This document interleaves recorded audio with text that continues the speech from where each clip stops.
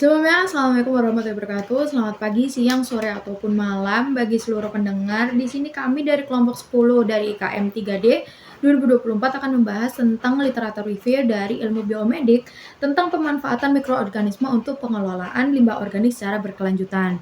Dengan anggota kelompok kita, yaitu Aisyah Nurwina dengan NIM terakhir 107, saya sendiri Zahro dengan NIM terakhir 111, dengan Nuri NIM terakhir 112, Salma dengan NIM terakhir 201, dan Zadira dengan NIM terakhir 181. Baik, sebelum membahas lebih lanjut tentang review artikel yang sudah kami kumpulkan sebelumnya, dan di sini kami merumuskan satu pertanyaan, yakni bagaimana cara memanfaatkan mikroorganisme dalam mengelola limbah organik secara berkelanjutan. Dan di sini juga kami menyepakati kata kunci, yakni sustainability, microbial conversion, research recovery, sustainable waste management, dan microbial protein. Dan di sini kami juga mencari jurnal internasional di satu database, yakni Science Direct. Dan dalam pencarian jurnal internasional tersebut didapati hasil pencarian sebanyak 6.658 artikel. Lalu selanjutnya kita akan membahas pendahuluan. Yang pertama, kenapa volume limbah organik itu melonjak, tidak hanya menimbulkan pencemaran, tapi juga mencerminkan bagaimana pemanfaatan sumber daya biologis yang dikatakan berharga dianggap tidak efisien. Selama ini metode pengelolaan limbah organik kan dilakukan seperti pembakaran terbuka atau mungkin membuang limbah ke tempat pembuangan akhir yang meskipun memiliki dampak negatif terhadap lingkungan seperti emisi gas rumah kaca. Nah, konsep biorefinery ini muncul sebagai salah satu jalan yang menjanjikan dengan menyatupadukan proses bioteknologi untuk mengubah biomasa dari limbah organik menjadi berbagai produk yang bernilai tinggi dengan meniru model refinery dari industri minyak bumi, tapi dasarnya lebih berkelanjutan. Inti dari proses ini adalah pemanfaatan mikroorganisme seperti bakteri, jamur, atau archaea sebagai agen biokonversi yang mampu mendegradasi, menfermentasi, dan mentransformasi masalah limbah material organik menjadi peluang ekonomi sirkular. Selanjutnya di sini kita akan membahas tentang latar belakang kenapa kita memilih untuk melakukan kajian review dan kenapa kita memilih untuk judul ini. Jadi di sini kami melakukan literatur review ini bertujuan untuk mengetahui bagaimana cara pandang tentang pengelolaan limbah dengan memanfaatkan mikroorganisme yang ada di alam untuk mengubah limbah organik menjadi sumber daya yang bernilai tinggi, yang itu nantinya sejalan dan selaras dengan prinsip ekonomi struktural. Nah, di sini selanjutnya kita akan memulai dengan menyoroti kasus limbah organik yang ini sudah menjadi tantangan global seperti pertanian, perkotaan, atau mungkin industri makanan. Yang ini nantinya memiliki dampak negatif seperti emisi metana, risiko kesehatan, atau kontaminasi logam berat. Konteks studi ini berskala global dengan tantangan spesifik dan khusus seperti beberapa daerah yang memiliki suhu yang lebih rendah daripada kota lain atau daerah lain yang nantinya akan menghambat aktivitas mikroba. Dengan menyoroti potensi dan kompleksitas biorefinery limbah organik, diharapkan tinjauan ini dapat memberikan jalan keluar dengan memanfaatkan mikroorganisme untuk pengelolaan limbah organik yang berkelanjutan. Baik, di sini saya akan menjelaskan terkait metode. Jadi, strategi penelusuran literatur pada penelitian ini dilakukan secara sistematis melalui beberapa tahap. Yang pertama, mengidentifikasi konsep-konsep utama seperti pemanfaatan mikroorganisme, pengolahan limbah organik, biorefinery, anaerobic digestion, serta biokonversi pada kondisi lingkungan tertentu. Nah, konsep tersebut kemudian diterjemahkan menjadi kata kunci dan kombinasi pilihan seperti microbial bioconversion, organic waste management, biorefinery review, dan aerobic digestion performance. Nah, pencarian ini dilakukan melalui database Science Direct. Kriteria inklusinya meliputi artikel yang terbit 5 tahun terakhir berbahasa Inggris, peer review, dan membahas peran mikroorganisme dalam pengolahan limbah organik setelah proses penyalingan judul ini dan abstrak. Selanjutnya memilih 10 artikel yang paling sesuai dengan tujuan penelitian dan mengekstraksi informasi metodologisnya untuk dianalisis lebih lanjut. Nah, dalam penelitian ini sebagian besar menggunakan desain penelitian tinjauan pustaka baik dalam bentuk naratif review maupun comprehensive review. 9 dari 10 artikel ini menggabungkan temuan dari penelitian terdahulu, laporan eksperimen, studi pilot, regulasi, serta analisis teknologi tanpa melakukan pengumpulan data primer. Nah, fokus metodologinya berkaitan dengan evaluasi proses mikroba, jalur biorefinery, kinerja anaerobification, kelayakan teknis ekonomi, serta adaptasi mikroorganisme pada berbagai kondisi lingkungan. Lalu pengumpulan datanya dilakukan dengan menghimpun sumber-sumber sekunder dari laporan eksperimen laboratorium, uji pilot scale, publikasi teknologi, serta dokumen regulasi. Lalu teknik analisis data yang digunakan didominasi oleh sintetik kualitatif, interpretasi naratif, serta analisis komparatif.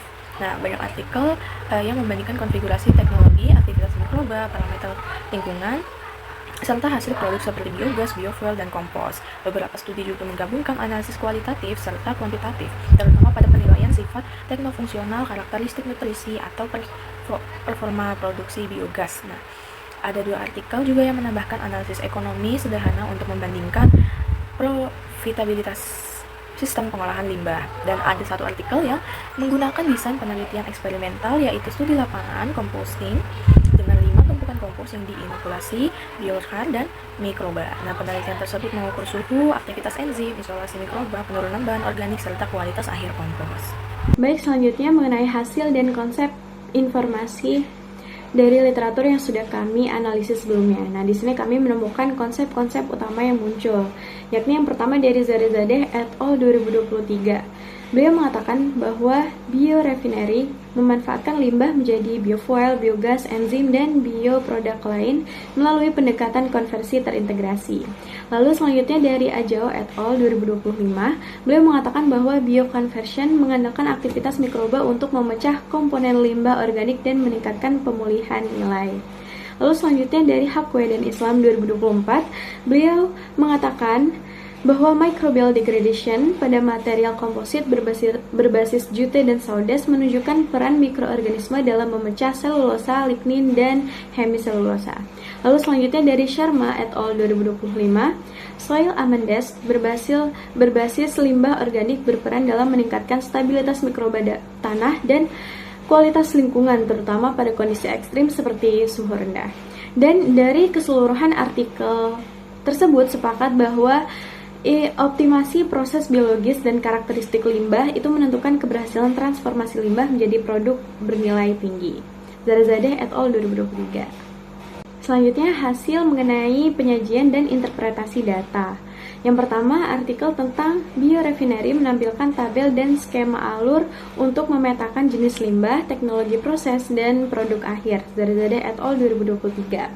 Lalu selanjutnya, dari Sharma et al. 2025, penelitian valorisasi limbah di wilayah dingin menyajikan data melalui tabel karakteristik limbah, diagram proses biologis, dan rangkuman mekanisme adaptasi mikroba. Lalu selanjutnya dari Hakwe dan Islam 2024, studi biodegradasi komposit menyajikan grafik kekuatan tarik atau lentur, kurva penyerapan air, citra SEM, dan spektrum FTIR untuk menjelaskan perubahan struktur akibat aktivitas mikroba. Lalu yang terakhir, dari Hakwe dan Islam 2024, beliau menemukan bahwa interpretasi pada studi komposit itu menekankan bahwa penurunan kekuatan mekanik merupakan bukti terjadinya degradasi, sedangkan SEM dan FTIR itu memperlihatkan kolonisasi mikroba dan perubahan gugus kimia. Baik, selanjutnya saya akan menjelaskan tentang pembahasan literatur review yang sudah kelompok kami paparkan. Banyak yang melihat teknologi berbasis mikroorganisme seperti anaerobic digestion, fermentasi, dan biodegradasi sebagai solusi berkelanjutan untuk mengelola limbah organik. Tapi kalau kita lihat lebih dalam, literatur menunjukkan bahwa penerapannya tidak selalu semudah yang diharapkan. Anaerobic digestion memang bisa menghasilkan energi terbarukan, tetapi masih terkendala biaya awal yang tinggi, proses yang lama, dan sensitivitas terhadap toksisitas bahan. Di sisi lain, biodegradasi plastik sering disebut menjanjikan, namun kecepatannya sangat lambat dan sangat bergantung pada kondisi lingkungan. Jadi, meskipun potensinya sangat besar, ada gap yang cukup jelas antara idealnya teknologi ini dan tantangan nyata saat diterapkan, terutama di skala industri atau pada wilayah dengan iklim yang ekstrim. Oke, selanjutnya diperlukan penelitian skala besar dan uji lapangan jangka panjang untuk mengatasi variasi hasil biogas dan biokonversi yang dipengaruhi komposisi limbah, serta untuk menilai aspek teknis, ekonomi, dan lingkungan secara lebih realistis. Standarisasi karakterisasi limbah juga mendesak karena temuan terkait efektivitas mikroba di berbagai kondisi masih bertentangan. Selain itu, validasi terpadu diperlukan guna memastikan pemulihan nutrisi yang optimal, mengurangi cemaran logam berat, dan menjamin keamanan produk akhir. Baik, selanjutnya saya akan menjelaskan tentang kesimpulan dan saran apa yang telah kelompok kami jelaskan sebelumnya. Jadi, pemanfaatan mikroorganisme dalam pengelolaan limbah organik menawarkan solusi berkelanjutan yang selaras dengan prinsip ekonomi sirkular. Meskipun tantangan implementasi masih ada, pendekatan ini memiliki potensi besar untuk mentransformasi masalah limbah menjadi peluang ekonomi sekaligus mendukung kesehatan lingkungan dan masyarakat. Dan saran yang telah disimpulkan yaitu yang pertama, penelitian lanjutan skala lapangan dan industri. Yang kedua, standarisasi dan optimasi proses seperti protokol karakterisasi limbah dan proses biokonversi. Yang ketiga, ada penguatan kebijakan dan regulasi.